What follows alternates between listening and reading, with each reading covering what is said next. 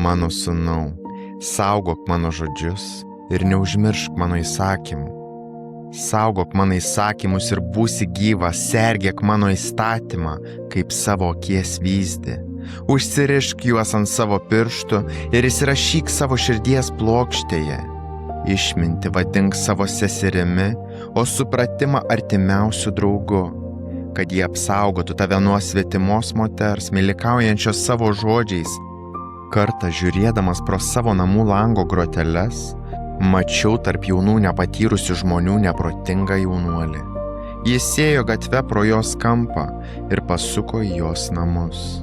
Vakaro prieblandoje, juodą ir tamsią naktį, jį pasitiko moteris paleistuvės apdaru ir klastinga širdimi.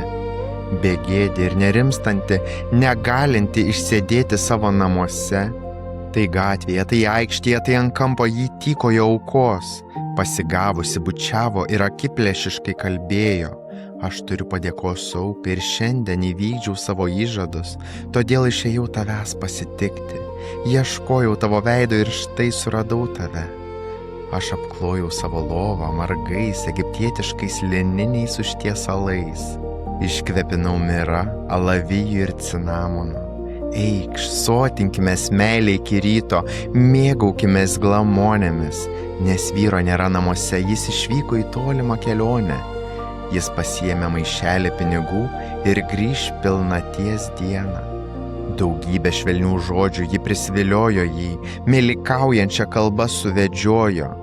Jis seka ją kaip jautis, vedamas pjauti kaip kvailys einantis į supančiojimo vietą, kol strėlė pervers jo kepenis, kaip paukštis, kuris lekia į spąstus ir nesupranta, kad praras savo gyvybę. Mano vaikai, klausykite manęs, būkite dėmesingi mano žodžiams, tegul tavo širdis nepalinksta jos kelius, nenuklysk jos takais.